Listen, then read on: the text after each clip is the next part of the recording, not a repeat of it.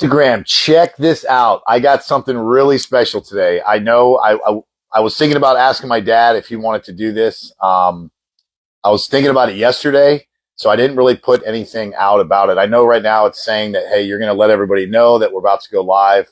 I put a graphic out earlier when my dad and family and I were at church.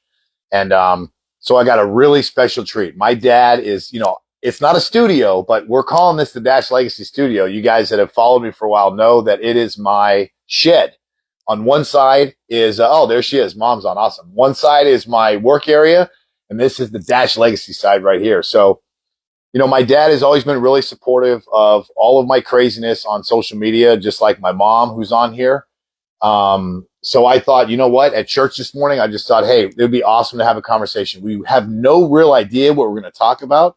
And Mom, normally I say Mom and Dad, but he's here with me today. So, normally I go all over the place, and you never know what I'm going to say and what agenda I'm going to have. I got a couple of things that I do want to talk about. We'll see what happens. But so for those of you on here, this is my father, Ron Smith. He's traveled up from Mississippi to come hang out with a family here in Middle Tennessee. And, we watched baseball and went to church, had a bunch of dinners, and just had a great time. And so I thought it'd be fun.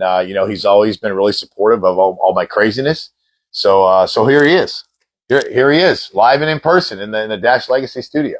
Well, thank you, Grant. I appreciate it. So I'm happy to do this. And this is kind of a new thing for me, honestly, because it's just not something I do. You're more the professional at it, so I'll let you just run with it, and we'll just take it from there. Yeah, absolutely. I mean, I wouldn't say I'm a professional, but, like I've said before, I wanted to do something in social media. I just wanted to do what I could to pour into other people, soldiers, young men and women out there. And, when I started the Dash Legacy thing a while ago, I just decided to start doing it. So, I've been doing lives. Our mom knows I've been doing lives, and I like that. And I just want to try to interact with everybody. So I just thought it'd be fun. Like I said, you've always been really supportive, and I thought it'd be really fun. We took that picture this morning that I posted of us at church holding coffee. This one we called Coffee with My Father. There's an Instagram account out there called Coffee with My Father. It's a Christian-based organization, and I love their stuff. So I'm not trying to rip off Coffee with My Father, the Instagram account. My dad and I both drink coffee. Oh, and by the way, he happens to be my father, so that's why I say it. Hey, Team Morgs, thank you so much. Yeah, it says beautiful to see the relationship with your dad. I never had that. Yeah, I'm not. I have a very interesting, not interesting, but if you follow me for a while, or if you happen to see the podcast that I did a few months ago with George Hayworth called the Present Fathers Podcast, I talked a lot about my relationship with my dad, and that's kind of what I want to start with today. It's been easy for me to, in the past, it's been really easy to blame my dad. And for those of you just watching this now, my dad and I are at a beautiful spot in our relationship now. So this isn't like I'm putting him down or anything. This is just kind of rehashing a little bit of the stuff, but not bad. But, I've said before, I said on the Present Fathers Podcast that I always found a reason, all these different things. And my dad's listened to the whole podcast. So is my mom. So all these different reasons to, blame him and all that. And I've since realized that so much of that burden and that guilt and shame I was carrying, at no fault of his. Again, we've all made mistakes as human beings. But the central point of a lot of my story when I was younger, and even up until most recently, always revolved around the relationship with my dad. And it wasn't until most recently that, we kind of both had this aha moment. And, you guys heard on the Present Fathers Podcast that, I kind of bared all and talked about all these things. And, both my mom and dad listened to that, and they said they weren't really surprised by anything. But I just want to take a moment here to say that, for all those things that I blame my dad for in the past, this guy right here is also the guy that has never put me down. He's always supported me 100% in all the crazy nonsense I've done. He's also the guy that taught me how to throw a fastball. He's also the guy that, we used to run around the park with. And he's the guy that managed my 0-15. What was the Yankees season? 0-15? 0-18. 0-18. 0-18. He's also the guy that managed my illustrious 0-18 Little League we were the Yankees. So I'm sorry about that. I didn't want to be a Yankee. I still don't want to be a Yankee. But he managed that team as well.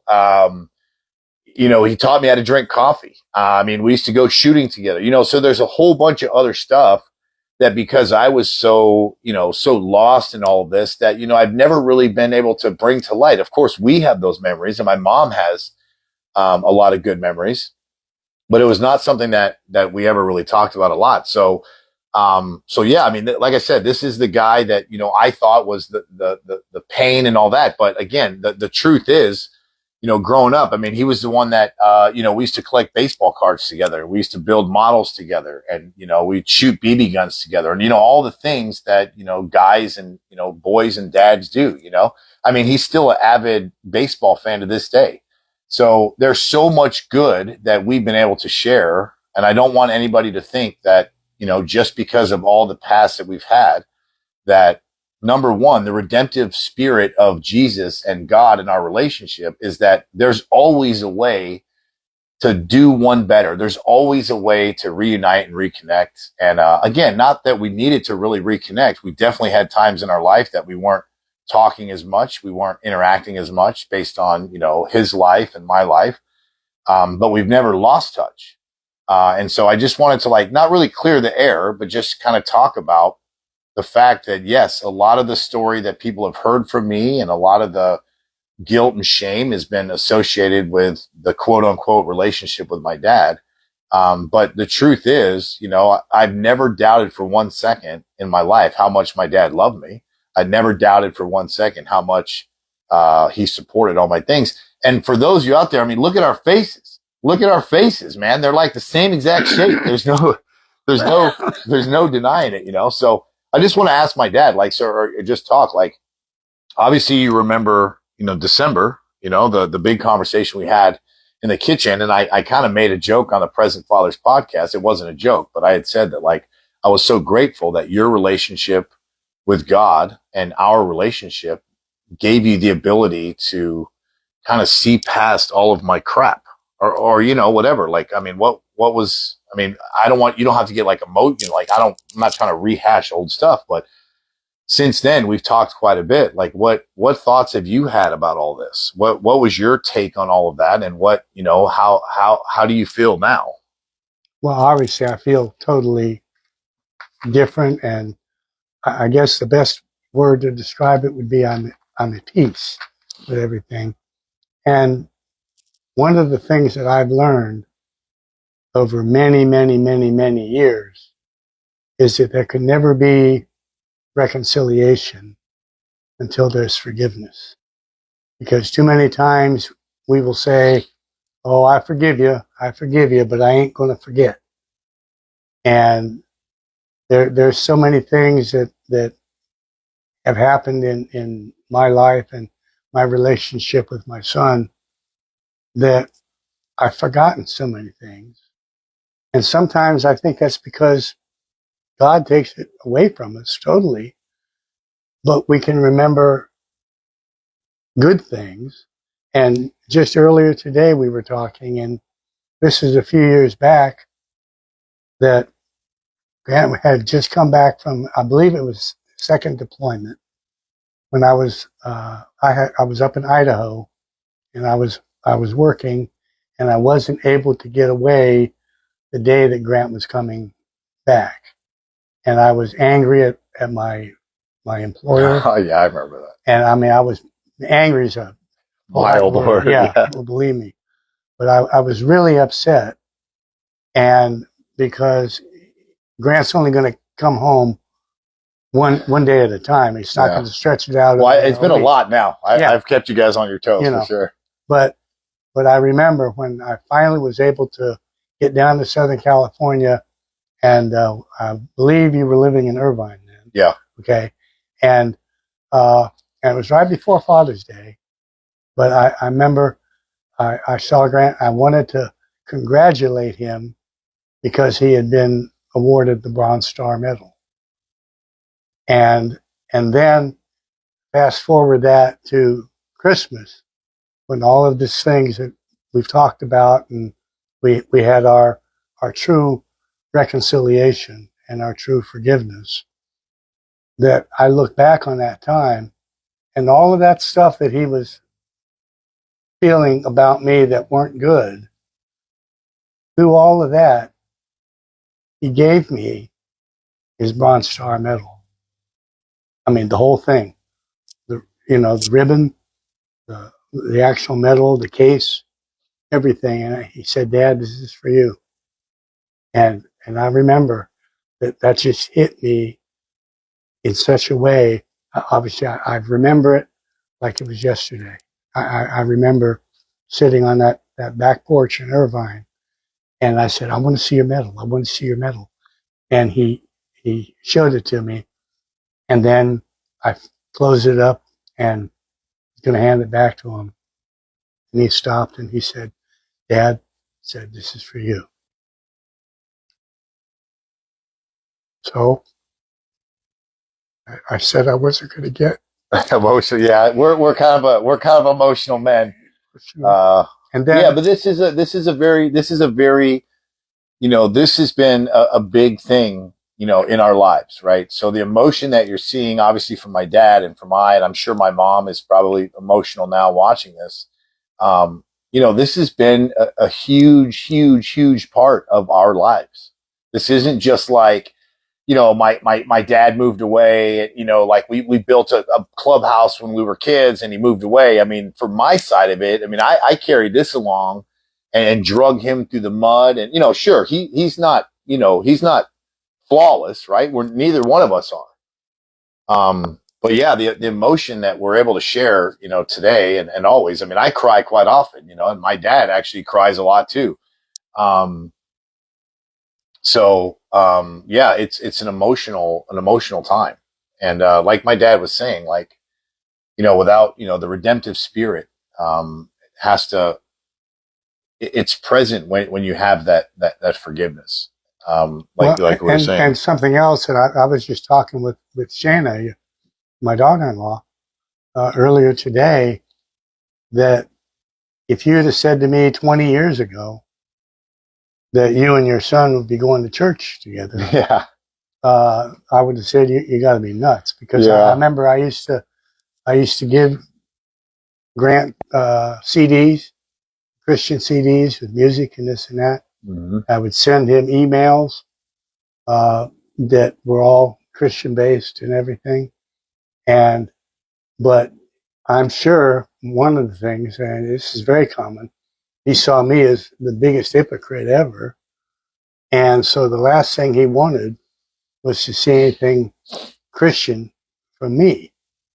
And so, and then getting back to, your first question, or your question about how was I able to go on, if you will, and be supportive of you, and well, the answer is because, I had a father that treated me that way. And I know I made things hard on him as a kid.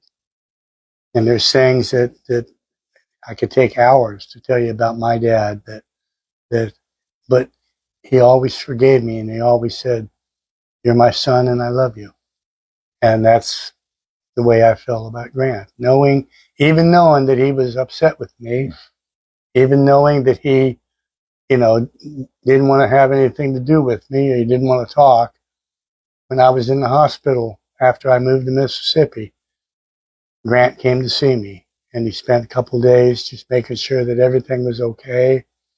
Whenever I can't figure out something with my cell phone, which is a lot, yesterday was the most recent time, I can call him, or I can, since I was right with him, say, "Hey, I can't, something's wrong with my phone. Can you help me?" And in 2 seconds, he's got it figured out. And this is not an iPhone, guys. You know how I feel about iPhone. Yeah. This is a Droid, of course. Let's not get crazy. So just the idea that that we always just have to remember that God allows us and gives us so much grace and mercy that we don't deserve, but yet he still loves us. And that's the same way with Grant and with my, his brother, my other son. I love him as much and support him. But like I said, with Grant, Grant's just always been the one that, uh, you know, why do I have to do that? Well, because I said so. Well, no, you got Grant wanted to know why. And for many of you who don't know him the way I do, with what he's done with his career in the Army, here he's going to be a sergeant major pretty soon. If you would have seen this kid at age 18 when he joined the Army, and then someone said, well, you know, he's going to be a sergeant major someday, I guarantee you, nobody would have, you know, I was tickled that he made it through basic training. Yeah. I actually had a friend of mine that I still talk to once in a while. He's a master sergeant also now. He told me back in 2005, he's like, man, you're way too crazy to be a sergeant major. And, obviously you change over the years, different leadership styles or whatever. But yeah, you guys heard about the time when I joined the Army, like I was kind of at odds with my mom. I was blaming my dad. I was acting like a clown. And I had my fair share of, I never got in serious trouble, but, I had my fair share of acting like a clown, in the Army too. I was actually just telling my dad a story today on the way back from church. I was telling my little guy, we were in the car and we were talking about, he wanted me to jump my truck that we were driving to church or back from church. And I was like, no, man, I'm not going to jump this truck. I'm not doing that. And I was like, but buddy, I've actually jumped a truck before and I got into a lot of trouble for it. And, my first deployment, actually, I was on guard duty and, I decided, we had a small guard tower in Kuwait and we were just rotating through. And one of the duties was you go up to the guard tower, you check in, you sign for the soft sided Humvee and you do an internal patrol to make sure the fence line is good to go. This is way back in the day before a lot of people that are on here and listen to it even joined, back in the late 90s. I was either an E2 or an E3. Well, I decided to get the Humvee, and there was a absolute perfect place on this internal route to jump a Humvee, a 998. And I go down this hill, and I jump, and I get a little bit of air in the Humvee, and didn't think anything about it, drive back to the guard tower. But as I'm driving back to the guard tower, I look towards the inside. Imagine a clock, and, inside in the center, we had a clock position of security. I see the first sergeant like waving his hand over, like motioning, like, hey, private, pretty much get your ass over here, which I quickly did, went to parade rest. And he's like, man, you got a lot of air on that jump, and my head just sunk and my heart sunk. And so what I earned for jumping the truck back then was, the rest of the time we're out in the field, I got shit burning duty, where we actually had those kind of latrines where I had to pull the stuff out and pour diesel in it and stir it and all that stuff. Anyway. Despite all that, going back to what my dad was saying, yeah, I never thought that I was going to become a Christian. My dad, has been talking about Christianity for a long time. My mom has talked about it for a long time. I never really put much thought into it. At the time when my dad was up living in Nevada and he was pretty big into a couple of the churches, I don't know if I was thinking that he was a hypocrite per se, but there was just something about going to church and doing all that stuff that I just wasn't into. There was some hypocrisy, of course, in a lot of churches. A lot of people are. It takes a really long time and a lot of maturity to not be a hypocrite. Let's just be honest. We say, hey, do this, don't do that, and we're doing it anyway. It takes a lot of like internal strength and fortitude to not be a hypocrite. So yeah, there was a lot of that going on in the church and I just didn't want anything to do with it. I had a kind of a misconception of what I thought Christian men were.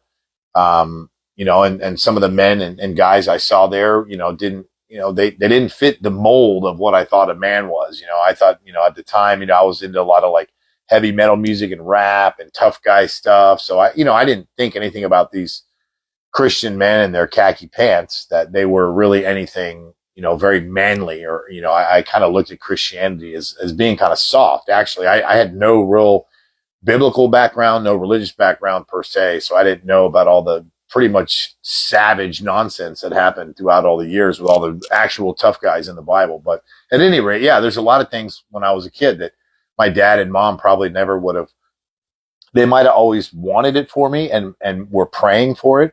Happy, healthy Christian, I've got kids, I've got a good family, good career, all the things that your parents, want for you. And to see them come to fruition and be able to still have such a great interaction now with my dad and my mom is awesome, to share these times together. But, I think back to, obviously not getting into like your whole long story. You've got quite an interesting story of your own, actually, with your, childhood and, your with your mom and dad and all this other stuff. I have to imagine that after we had that conversation, I have to imagine that, you thought about a lot of the same things that maybe you had dealt with your own story when it came to grace and forgiveness and things like that. Like, would you say that's pretty fair to say based on, again, not getting into your big long story, that's Right. your story to tell. But I mean, I'm sure a lot of those same feelings were coming back around. Yeah, well, and that's I'm glad you brought that up, because with as a youngster, I was born in Japan, lived in an orphanage, and was adopted when I was 3, almost 3, and came back to the United States. And first place we lived was in Virginia. My dad was career military, and he was a recruiter. And but he retired in '63, the same year John Kennedy was shot, and I was 13 when that happened. But one of the things that I know has had a lot to do with my actions and a lot of my anger, or whatever you want to call it, is I took an awful lot of bullying and prejudice, especially being from a foreign country, especially Japan, a country that had bombed us at Pearl Harbor. And just 10 years later, I'm in the United States, and I'm the only half Japanese kid in the school.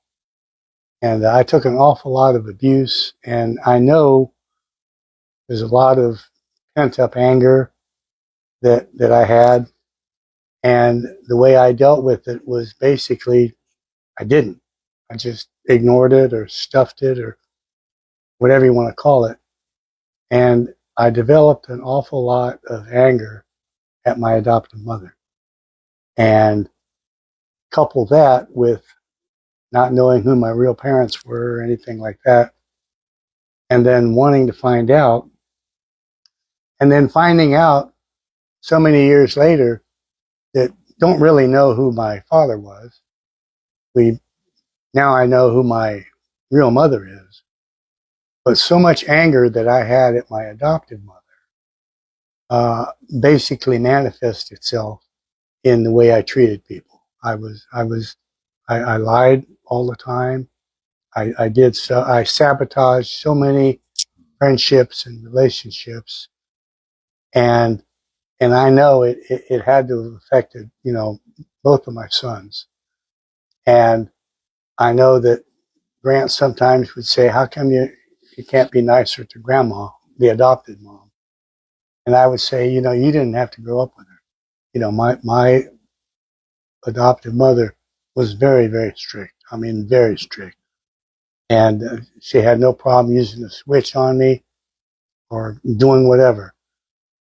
And so, but then when I found out, again, just not too long ago, that my real mother wanted nothing to do with me and even denied to my half brother that there was another kid, I realized that the anger that I should have is at the birth mother for the way she was. And I just completely ignored my adoptive mother. And over the last few years, that attitude has changed considerably.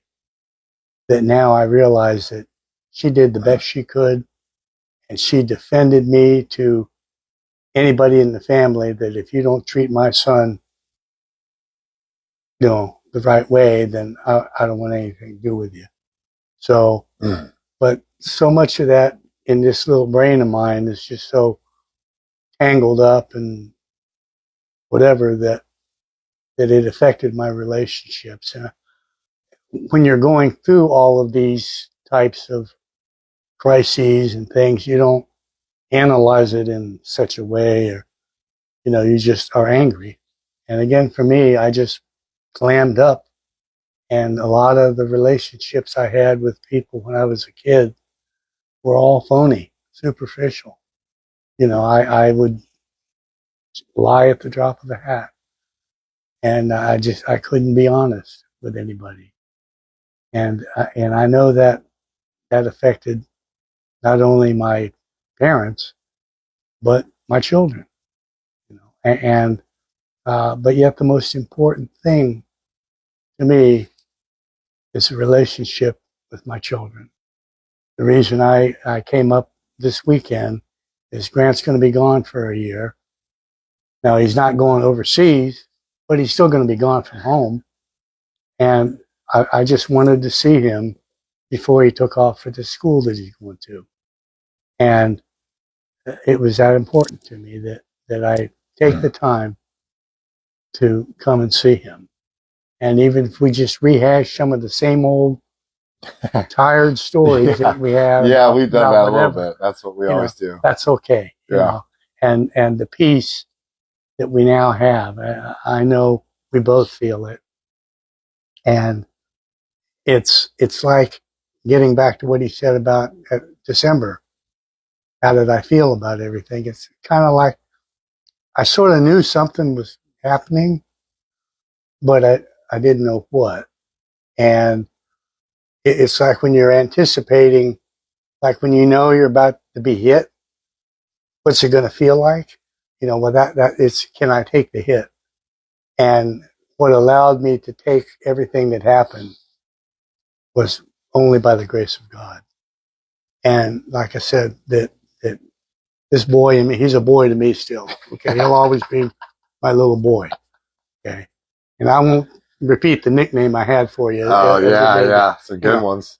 But anyway, having a good, honest relationship with my children is the most important thing to me, and my grandkids, and we're like any family. We've got issues that we have to deal with, but as long as we realize that God is all about love and forgiveness, then there isn't anything that we can't handle. And I know I've gone over my 1 minute. Oh, we don't. Yeah. If anyone knows me, you guys see, like, my dad loves to talk too.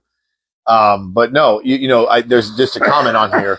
Team Morg said, anger is the easiest emotion, and as men, it makes us feel stronger, when in fact it's the opposite, Absolutely. And that's, anger, as we know now in the modern world, everyone's known this for years. I've learned it more in the last few years that anger is a secondary emotion.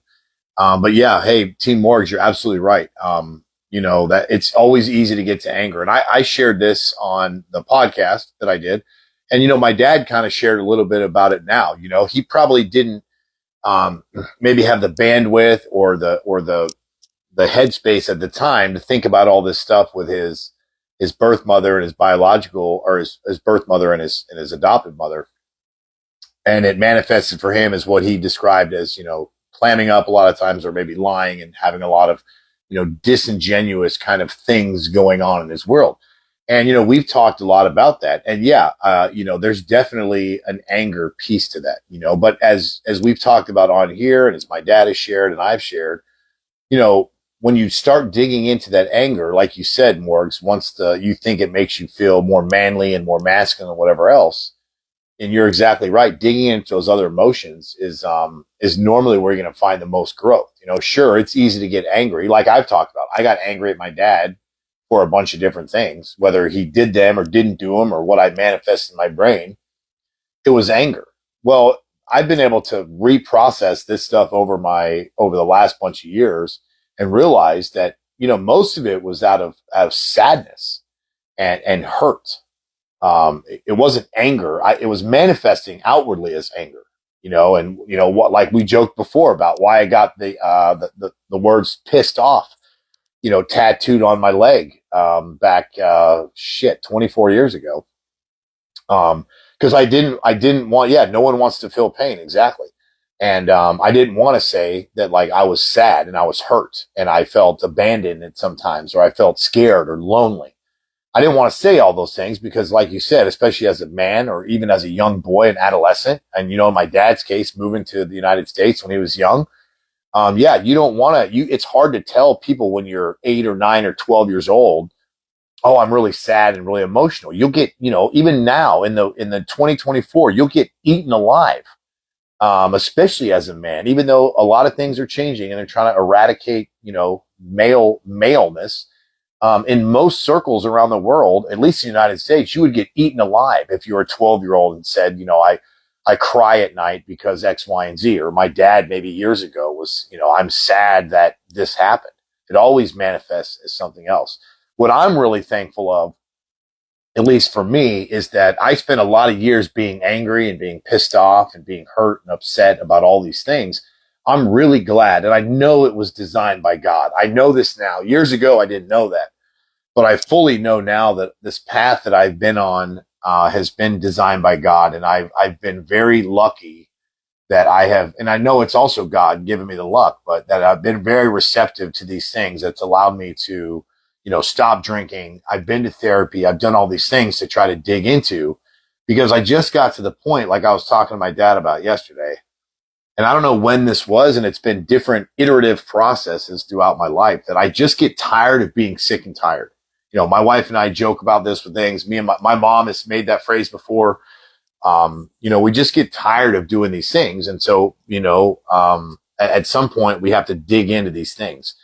And that's kind of what I alluded to when I was talking about the conversation my dad and I had in December, and when my dad says peace, and my wife was on here a second ago. I'm going to actually go ask her if she's still on here. Maybe she can chime in.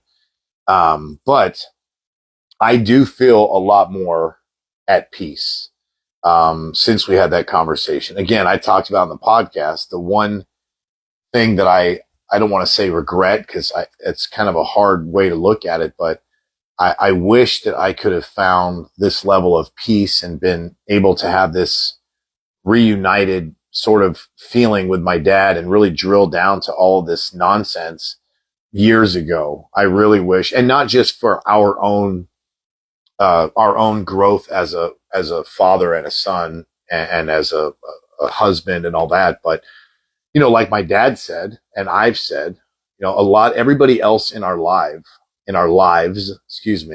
has been affected by the stuff that was going on between us, whether it was real or imagined or fabricated, whatever it was. I mean, it's affected all of us. It's affected, like he said, relationships in his life. It's definitely affected relationships in my life. It's affected decisions I've made or not made. It's affected, how I feel about myself as a man, as a husband, as a father. I know my brother and I have talked a lot about those things when we were kids and all the different viewpoints we had from everything going on. And my mom and I have talked a lot about it. And all of that is brought us to this point now, and that's kind of the cool part about, like we said before, the redemptive spirit of Jesus and God and your faith. And you guys hear me talk about this all the time. This is just a highlighting example of the amazing work that God can do in our lives. And you got to put in the work too, right? Yes, God will give you everything you need if you're a believer and you have faith. You give grace. You get grace, you give grace. But along the way, there's still a lot of things that we have the ability to do. Like they said at church today, every great and good thing in your life and every calling that you have and passion that you have in your life is all from God, all designed by God, and all given to us freely by God. So if you find yourself in these situations, you've seen me on here, you've heard me talk about it. You've heard me talk about failing PT tests in the past. You hear about my anger and my frustration and my overusing alcohol. We're past all of that now. So the good news redemptive story in all of this is, yes, it took a long time to get to this point, but we're here now and we're so much better because of it. I mean, I'm sure you can say that even since December, but you said you kind of knew something was going on, and I've been wrestling with all these things forever. And I really had no idea that day I was going to just approach you in the kitchen. I mean, I'd been thinking about what that was going to look like for a long time. and how it was going to look. And I can tell you in my head, it was going to be way different. It was going to be more directed and more like, hey, I'm going to finally have it out with you. And obviously that wasn't the case. And God put it on my heart, just kind of poured out of me. But since then, have you been able to discover or have some more insight on like your own feelings? You hear from me all the time. You see on social media me pouring my heart out and all my little messages all the time. But what kind of stuff have you been thinking about since then? And where do how do you see that going, even in your own growth? I mean, we're never too old to keep growing, spiritually, especially. But, what do you think it looks like going forward and the things that's kind of uncovered with you? Well, one of the things that I think, and for a lot of you who don't know, I think I said my father had a remarkable military career, got out as a master sergeant. Grant is a master sergeant and will be a sergeant major eventually. But both had wonderful careers. And me, I was an officer. I was a lieutenant, a paratrooper. But I really didn't have a great career. I basically did 3 years and got out. And I remember thinking that, and yet I know a lot of times when Grant talks about stuff that he's doing because of my military background, I understand a lot of what he's going through and things like that. But probably the biggest thing that has happened with me, and this is again through the grace of God, there was a line in the movie back in the day from the Karate Kid 2, I think it was, where Mr. Miyagi and Sato were having issues and everything. And one of the lines that came out in that is Sato said to Miyagi, "Your student has become my teacher." And I have no qualms at all about saying that this boy right here has taught me, has become my teacher. There are so many things that I have read that he's done on his 5 a.m. Devotions that he does on Instagram, that I read every one of them. And I don't think they're all good, but most of them are. But if I think he's rambling on too long or something, I will say something, but I say it gently. But seriously, there are so many pearls of wisdom and so many things that it's obvious that he is a natural leader. And I've been around when we were at Camp Shelby. He came down at Camp Shelby, and I went over to watch I think it was a change of command ceremony or something like that. I could see the way all these other soldiers, officers included, not just, E5s and stuff, but, other sergeants, major, first sergeants, colonels, generals, the way they look at him, the respect that they have for him, and it obviously makes me very proud. And there's a part of me that wants to say, well, yeah, he's my son, so of course he's going to be smart. But that's not it. I mean, yeah, I was smart enough to get through OCS, and it was a hard thing to do. But what this man has done in his career, his deployments, his assignments, his everything, has been amazing. And I have learned so much just since he started this Dash Legacy thing. Probably from that point, with everything that he does, all of the interviews he's done, the podcasts, whatever you want to call it, I listen to him. Sometimes I listen to him 2-3 times, and I am just amazed, at what he does. And a lot of times I'll say, that was wonderful, very well said, very nicely spoke. And there are more scriptures, biblical scriptures, that go back and forth between us. Well, one of our favorites is Psalm 46:10. be still and know that I am God. Mm-hmm. That was the one for today. That's the one that popped up in my app today of all days. You know, and so it's just amazing. So many things that he's done, and I couldn't be prouder. He's a wonderful son, but he's a good husband, and he's a good father. I've witnessed that with my grandchildren, and with his wife and his mother. You know, it's like every day I learn something new. Mm-hmm. You know, and sometimes even one of the things he did recently, he made the comment that he wished he would have become a dentist or something.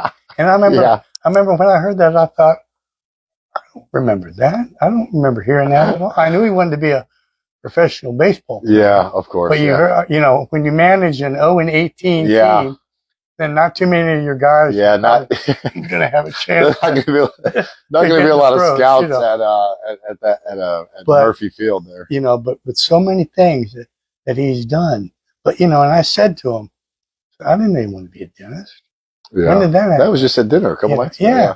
And even Shayna said she didn't know that either. Yeah. So, you know, he's holding back on it somehow. Yeah. You know? But seriously, I couldn't be prouder of him. And I know a lot of parents, you know, say that they couldn't be prouder of their kids or they couldn't, you know, and they're entitled to feel that way just like I'm entitled to feel the way I do about Grant. Grant is a wonderful son. I love him to the moon and back. I always will. And I couldn't be happier. I couldn't be prouder to be his father. So. Yeah, well, I really appreciate that, Dad. I obviously, you know, you even as parents, you know, I always look back and I still think quite often for both you and our mom, you know, like wonder what you guys think sometimes. I mean, obviously, I wish I thought about this more because I've done a lot of dumb shit that obviously didn't make you guys happy or whatever. But you know, we often try to look back and think like, hey, you know, what do you guys think of this, or what do you think we're up to, and all these things. But you know, very very kind of you to say that.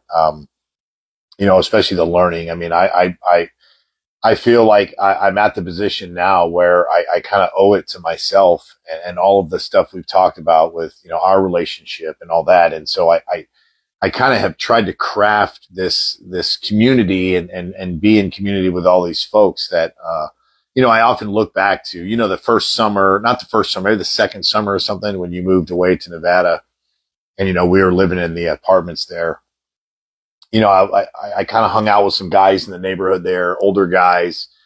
You know, you geographically weren't there. And, you know, I'd play volleyball and surf and all these different things. And, you know, that was a time in my life. And I've said this before that I always look back and like, since you weren't geographically there, regardless of what I was doing or not doing in my head, it was like, well, this was going on because you geographically weren't there.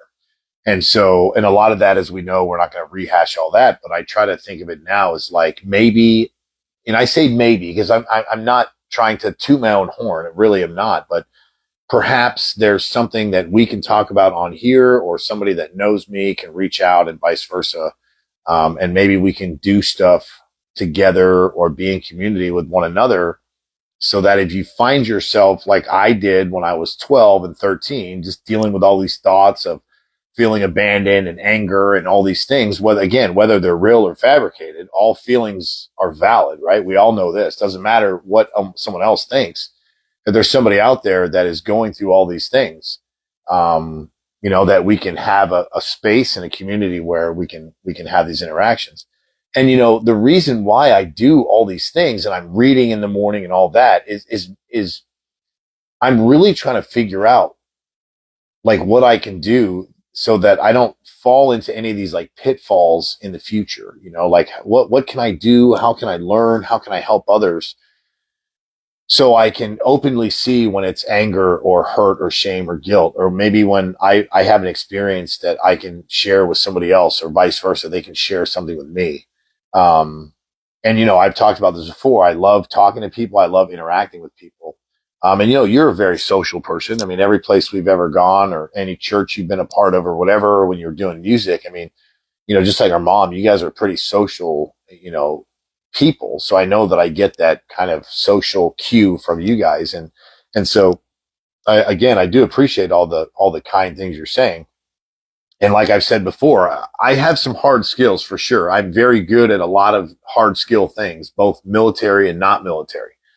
But I really feel like my calling, if I dare to call it that, is to do, I'm not saying it's to do social media. I'm not saying it's to do, Instagram lives, in the afternoon in my quasi studio shed. I'm not saying that per se. What I'm saying is that having these conversations and being in community with one another, I feel very alive and I feel very at peace when I'm having these conversations. It took a long time for me to start feeling at peace with my Christianity, with my walk in faith. It took me a lot of times or a long time to kind of understand and untie all these knots that I was dealing with and feeling over all these years with the relationship with my dad and how that worked out in my life with all these things, just like my dad and I have been talking about. So I know there's somebody out there that, sure, the problems are different. The situations are different. All these things are different. But we know there's people out there that, for whatever reason, have had similar feelings. Maybe it was guilt, shame, sorrow. Maybe they turned to a vice like I was, overusing alcohol. Who knows what was going on? And so the hope is that if there's one person out there that we can talk to and connect to, that we can be there for each other, much like that big brother, that mentor, whatever else. And, I see a lot of young soldiers now, and there are things that I see in these young soldiers that are absolutely remarkable. And just, they're so agile. They're so willing to do things. They're connected to technology more than ever before. They've got answers at the tip of their fingers. But the one thing that I also do see is they don't have a lot of these social skills, and they don't have a lot of this interaction because, like Team Morg said earlier, they don't want to show pain. They don't want to show these emotions. And so I continuously want to demonstrate, if I can, that as a senior leader in my organization, you can be both things. You can be a badass soldier and tough and all these things. You can also be resilient. You can also be a Christian. You can be all these things. It's possible, and you can be fit. You can eat well. It's possible to do all these things. So that's why it's so important to me. And so I want to just take another moment here. We're going to close out here in a second. I just wanted to take a moment to say, for all you guys watching out there, I do really appreciate it. I know people have been kind of like coming and going. I know my wife was on there. I saw a bunch of my other teammates on there. My wife and mom were on there, so I do appreciate it. Dad, of course, I know I just kind of sprung this on you. But again, everybody has been very supportive of this crazy nonsense that I've been doing. And I say that tongue in cheek, right? I say that, but the truth is I like doing this. I say crazy nonsense because one day I'm talking about this. The next day I'm talking about going to church. The next day I'm in Korea talking about being a better leader. I'm all over the place. And ask this guy, ask my mom. I'll have my mom on here at some point if she'll do it. You've seen lives I've done with my wife. This is how my brain is working. Sometimes I wish it would slow down and be different, but this has been my brain for my whole life.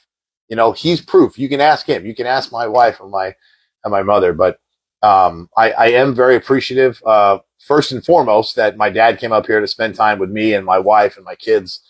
As we get ready to, transition for the next season of life with this great opportunity that I've been so blessed to. I did earn it, but I've been so blessed that everything lined up the way I was hoping that it would line up. So it's awesome that my dad was able to come up here and share some time with us and see some baseball. So I'm going to have some closing stuff at the end, but I'm going to turn it over to my dad for any closing remarks. If he wants to tell all my dirty secrets, he wants to, let the cat out of the bag with old Grant here. But again, I am really appreciative, Dad. It's cool. You can come out and see the studio shed and have a conversation about, you shared a lot about your past and your life too, which I'm appreciative of. And, but yeah, do you have any closing remarks? Not really. I know that when I remember thinking, right after you started doing these, broadcasts or whatever you call them, interviews, I remember, and I think it might have been at Christmas. I remember thinking I was going to ask you, hey, could I? Yeah, you did. Get on your show or whatever. Dash Legacy show. But it was just something I sort of said in passing. But now that we've done it, and hopefully there'll be others, at least if we don't get rated out. If people, no, it's okay. If we got 1% watched us, then, it's all good. It's all good. Someone's listening. But seriously, Grant, I said I'm so proud of you, and I will continue to be proud of you. I know you're going to do well in Texas, and I'll be with you. And God willing, good Lord willing, and the creek don't rise, I'll be there when you graduate. Yeah. And I'll see you obviously during the holidays. Yeah. And I know probably the one thing I would like to share is, and I told this to Shana, excuse me, that Grant came to a meeting. Back in the day, I was involved heavily in the Kiwanis Club in Nevada, and I was a lieutenant governor for the division that I was in. And but Grant came to one of our meetings, and one of the gentlemen in there, he came up to him, and he was an Air Force veteran, and he said, "You don't have to be around Ron Smith for more than 5 minutes to know how proud he is of his sons." And I can say that right to your face. Mm-hmm. And I've always felt that way, that I am so proud. I always have been so proud of both my children. And I have loved them from the moment they were born, and I will love them till the day I die and the good Lord takes me home. Mm-hmm. So, Grant, I thank you so much for this. And it was fun. Let's do it again. And next time, maybe I will share some secrets about it. But for now, I think we're good where we're at. Yeah, we'll have to set up a time where I queue up my dad, and he can talk about the spaghetti at IHOP. He can talk about the sour milk. The sour milk. We can talk about the plate glass window. And using the bathroom on the way to Bishop. Yeah, man, we got a lot of good ones out there. Yeah. We'll have to set up a whole other time to just dive deep and just open that closet and just let everything fly out. And the food that I love so much that Oh yeah, we could we could go on and on. We just had a discussion yesterday about all the fruits and vegetables that my dad just loves. But I do want to say this though, for those of you that are watching again, I do really appreciate it. I really wanted to take this opportunity. Obviously my dad and I talk all the time, but just to get on here, social media. My dad's got Facebook, he's got Instagram, because of Shane and I, and he follows us all the time. So does my mom, and we're on here all the time. And I just thought it'd be something really fun, and it was really awesome. I'm very thankful that what my dad did share a little bit about his story. Trust me, my dad's got a great, crazy story too. And I know there's plenty of people that he's interacted with in his life, that he's impacted in a positive way, sharing some of those stories, his walk in faith, his belief in others, and his, the redemptive spirit that we all have, and leading all the way up to the conversation we had in December, where like he hung on and knew that God would, eventually course correct me and get me onto the path that God has chosen for me. And hopefully I'd be receptive enough to follow it. So for everybody out there, this is a good time to always say, look, I want everybody to go out there and be the best that they can, and it's not because of my story. It's not because of my father's story and how our stories and our lives were intertwined, how we blamed each other and all that. It's not that. Everybody's got something going on in their four walls at home today. Everybody's going to wake up tomorrow and deal with something and struggle. And, that's just part of life. It doesn't have to cripple you, and it definitely doesn't have to define you. You have the choice each day how you wake up. Maybe not the time you wake up. Maybe you like a lot of sleep. And sleep hygiene is very important. But when your eyes open tomorrow morning, God willing, you have the choice to wake up with a renewed spirit and grace and empathy and love and gratitude in your heart for the day that you have ahead of you, all the amazing things you're going to do, and all the people that you're going to impact positively with just your presence, your love, your commitment, your grace, your work ethic, whatever it is that you have to offer this world. We want it from you guys. We don't want you to spend 32 years fighting and bickering and all this animosity like I did and I had created. And, you know, sure, we had our shared responsibility with that. Don't wait another day to have that conversation. Don't wait another day to look in the mirror and say to yourself, you can do better, because there's a lot of people out there that love you and care for you, that are relying on you. God put you here for a reason. You are meant to be in this world. You're uniquely designed to be you. And we need to see that. You owe it to all of us, man. We got to see the best part of you, because the best part of you is amazing, and it's going to shine, and it's going to raise everybody around you up. So let's do that for one another. Let's do our best each day to get after it. Stay on whatever path you have chosen, or the path that God has chosen that you're allowing yourself to follow. And I want everybody each day to wake up and do your best, as we say, to live your legacy. I appreciate it, guys. And until next time, do your best. I'll talk to you all soon. Take care. Bye-bye.